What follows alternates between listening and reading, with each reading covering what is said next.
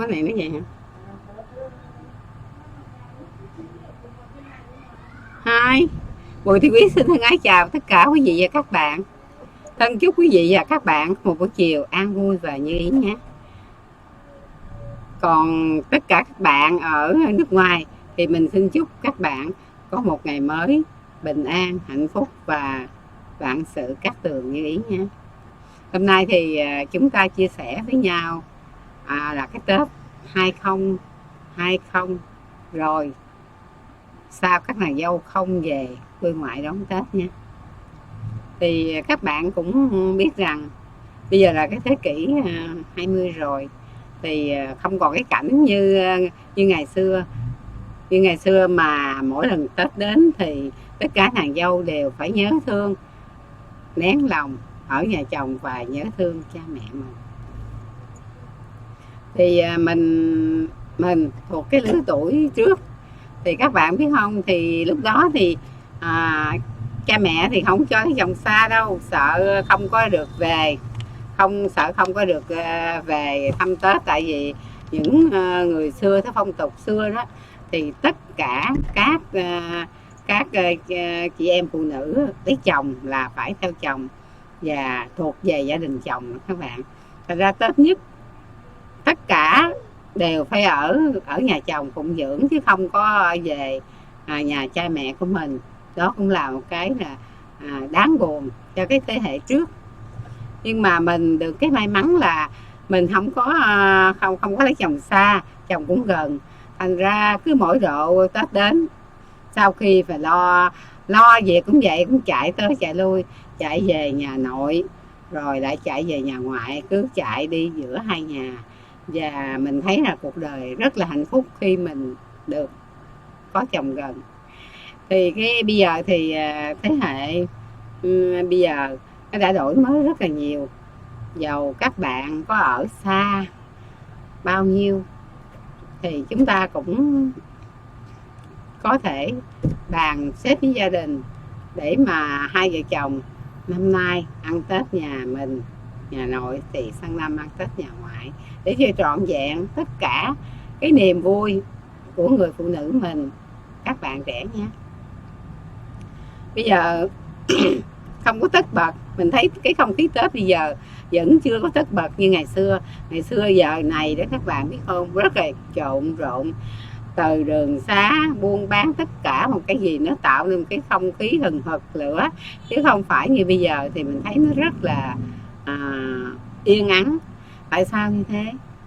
Tại vì bây giờ các bạn tất cả mọi thứ đều tiện nghi. Các bạn chỉ cần nhấc máy lên alo là hàng nó về tận nơi. Tất cả từ bánh mứt, quần áo, rượu chè, tất cả tất tần tật, bánh chưng bánh tét, gọi là dạng sự đó.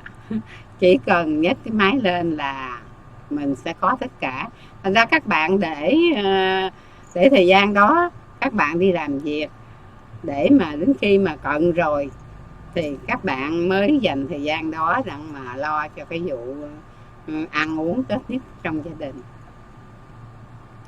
Các bạn trẻ của mình thì bây giờ nếu mà lấy chồng xa thì Tết thì có tranh thủ về. Tại vì làm cha làm mẹ ai cũng mong có con gái được về đầm ấm bên gia đình 3 ngày Tết.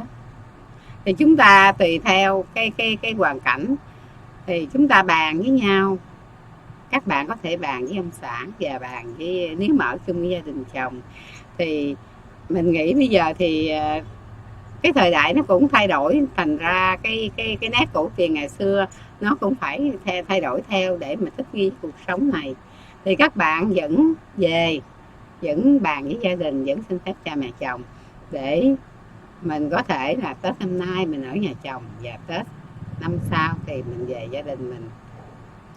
Thì bây giờ mình thấy nó rất là tiện lợi, từ tàu xe đi phép, từ tất cả những cái vật dụng ăn uống đồ đạc, thì mình chỉ ngồi mình nhấn, mình lên máy tính một cái là tất cả đều có các bạn nhé.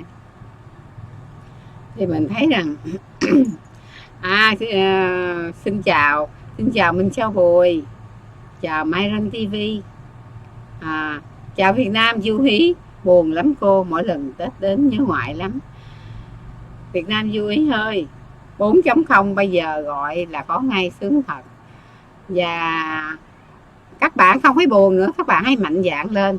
Bây giờ là gọi là, nếu mà nói là nam nữ bình quyền thì cũng có thể được đó. Các bạn hãy mạnh dạn lên nhé, hãy bàn bạc với chồng. Chứ bây giờ mà còn cái cảnh mà hãy Tết về á là cứ rưng nỗi lòng, rưng nước mắt khi mà mình làm công việc, mình ăn đón Tết tại nhà chồng mà lòng buồn hiu hắt. Các bạn ơi, các bạn hãy mạnh dạn lên. Thế kỷ 20 rồi, phụ nữ chúng ta hãy có một cái ý chí mạnh mẽ là nếu mà không được nam nữ bình quyền thì cũng gần kề các bạn nhé. Mình cũng có lập trường, mình cũng tất cả, mình cũng là một con người, người ta cũng là một con người.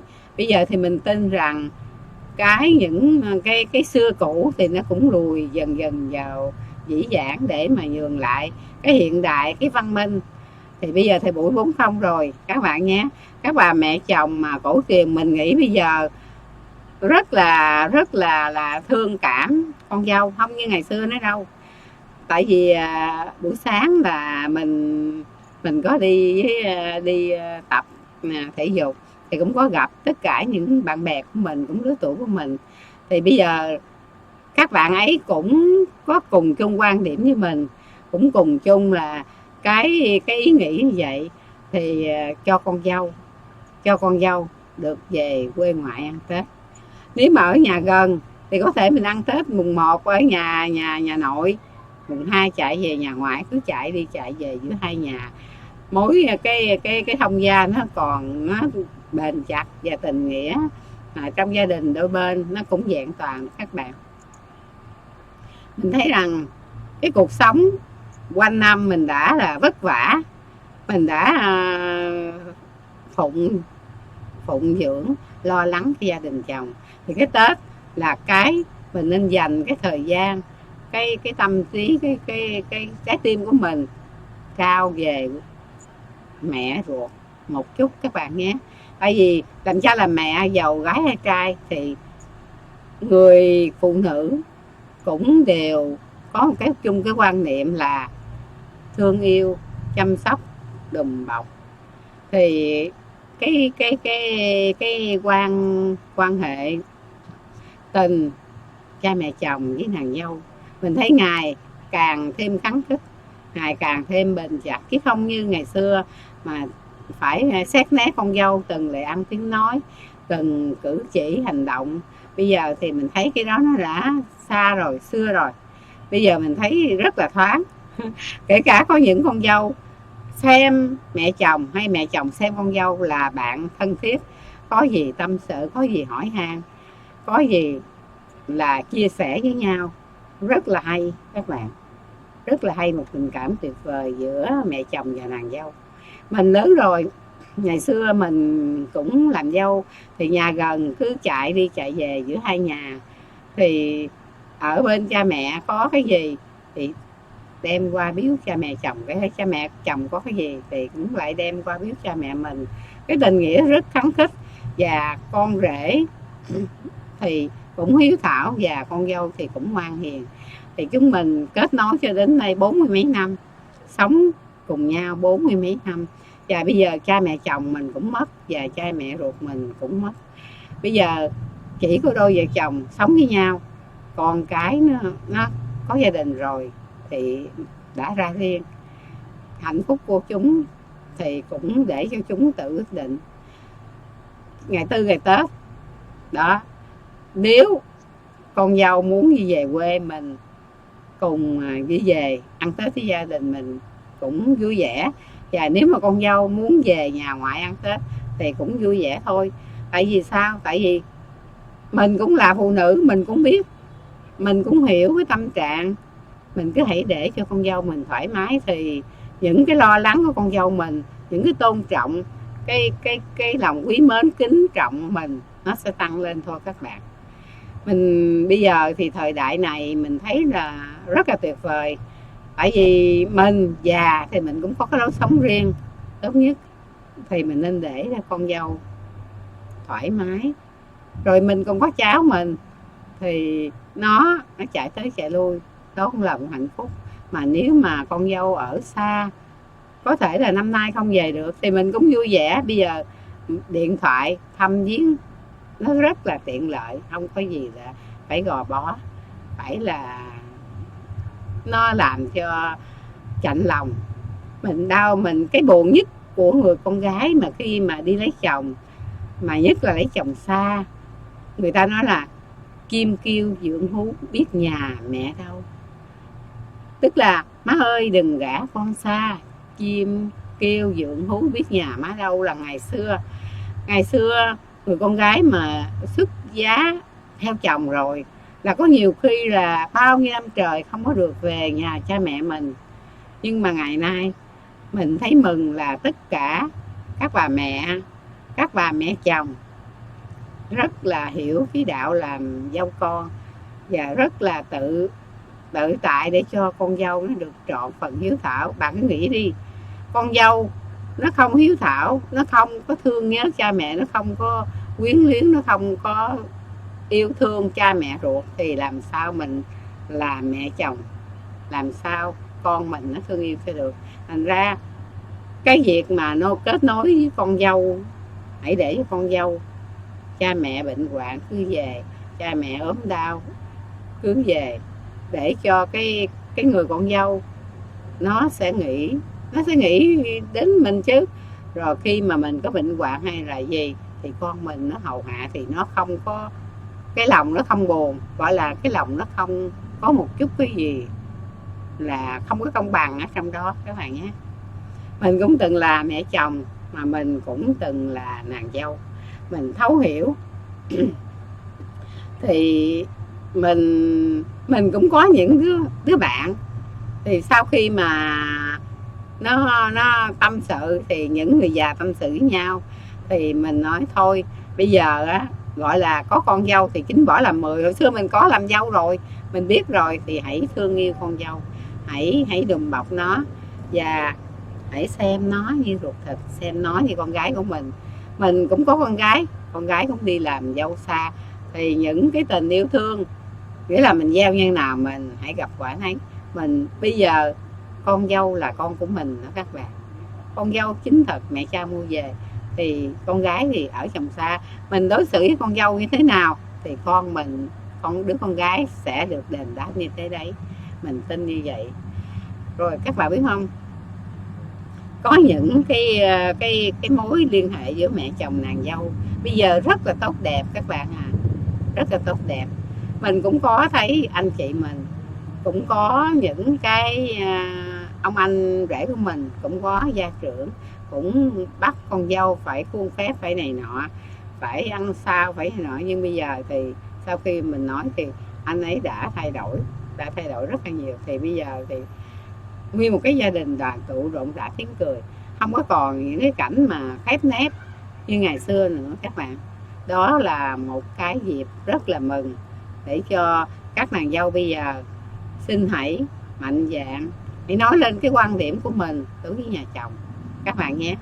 Chúng mình hãy thương bản thân mình, hãy thương yêu cha mẹ, hãy thương yêu gia đình mình, hãy mạnh dạn để làm sao để là cái việc cung phụng giữa hai gia đình, mình cung phụng cha mẹ chồng, mình cung phụng cha mẹ ruột được trọn vẹn. Và để mình làm sao để người chồng mình vui vẻ thoải mái, và khi anh ấy về nhà mình thì vẫn hiếu để, vẫn thương yêu cha mẹ mình như mình đã thương yêu cha mẹ chồng các bạn nhé. Người đàn ông họ rất tinh ý đó các bạn, rất là tinh ý. Thành ra mình đối xử như thế nào thì họ biết hết, tại họ không nói thôi. Thành ra các bạn cứ hãy mạnh dạn bàn với chồng.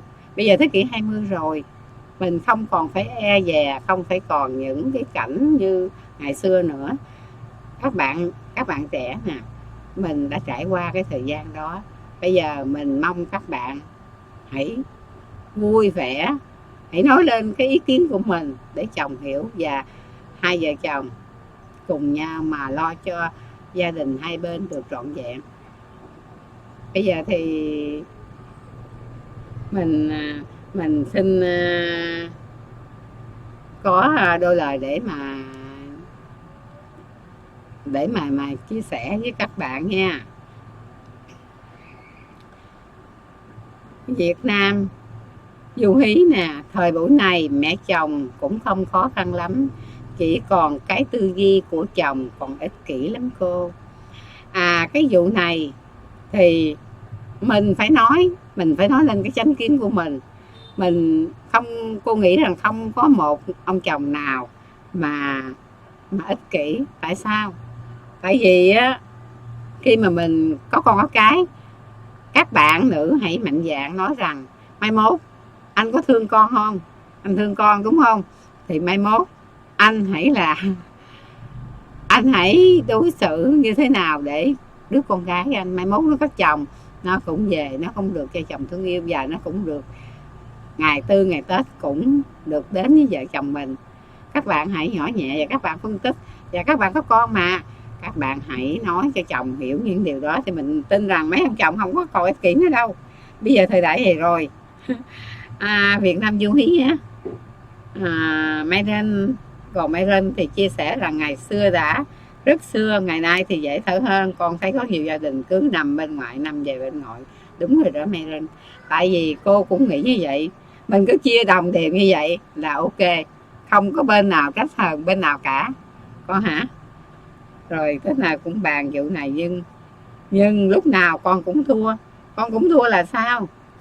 Tại vì vợ chồng như thế này, mình bàn nhau để mà mình hãy nói rằng chồng của mình, nếu anh ấy không chịu thì anh ấy nghĩ sao. Nếu mà Việt Nam Du Hí có con thì hãy chia sẻ, thì hãy chỉ những đứa con đó để ông chồng mấy mốt ổng cũng là một cái người mà có con gái, thì ổng cho gả con gái thì phải hiểu, phải biết nếu con gái không về thăm thì anh ấy có buồn không. Thành ra Việt Nam Du Hí cứ mạnh dạn, cứ phân tích và mình nói đúng, mình không có nói sai, mình hãy là phân tích ra để mà trọn vẹn đôi bên, chứ không có một bên nào là thiên về một bên nào. Nếu mình ăn Tết nhà chồng mà trong lòng mình cứ ấm ức thì làm sao mà vui trọn vẹn cho được. Du Hí nha, thì cứ giờ mình cứ mạnh dạn lên. Thì thôi thì cô có đôi lời chia sẻ như vậy với các bạn nữ chúng ta. Các bạn đừng có để cái tâm mà ấm ức, cái tâm ấm ức nó khổ lắm, nó làm cho mình sẽ héo hon. Cái ngày Tết sẽ trở nên một cái gì nó u ám, nó không còn trọn vẹn, nó vui vẻ nữa nhé. Thì bây giờ mình hãy phụ nữ mà cứ mạnh dạn lên, mình phân tích, mình nói lý lẽ, và mình dùng những cái gì dịu dàng ngọt ngào của người phụ nữ mà nói, thì chắc chắn không có một người đàn ông nào họ có thể mà cứng rắn được nữa. Người ta nói lạc mềm buộc chặt. Các bạn trẻ hay ăn nói dịu dàng, dễ nghe, dễ thương để mà cảm hóa được ông chồng các bạn nhé. Và nhất là cha mẹ chồng mình, trong những cái ngày mà bình thường thì mình đã chọn đạo dâu con, thì các gì mà những ngày Tết cha mẹ chồng mà không rộng rãi để cho mình về với gia đình mình ăn Tết. Thì bây giờ mình đã chia sẻ với các bạn như vậy. Tuổi trẻ chúng ta lập gia đình, hãy thẳng thắn với nhau, hãy bàn bạc với nhau và cùng nhau tiến tới một cái tương lai nó tốt đẹp, một cái mái ấm rất là hạnh phúc, không ai gọi là ăn hiếp ai cả. Thôi thì Bùi Thị Quý thân ái dừng ở đây. Trước khi dứt lời thì rất cảm ơn tất cả các bạn đã ủng hộ, đã lắng nghe và đã chia sẻ cùng Bùi Thị Quý nhé. Thân ái chào tất cả các bạn, chào quý vị. Xin chúc một buổi tối an lành, vui vẻ và tràn đầy hạnh phúc nha. Bye bye.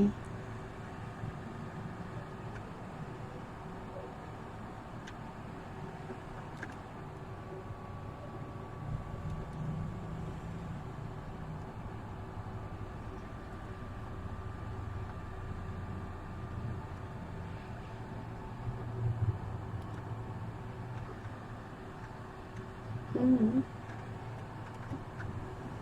Lấy con chuột đó, lấy con chuột.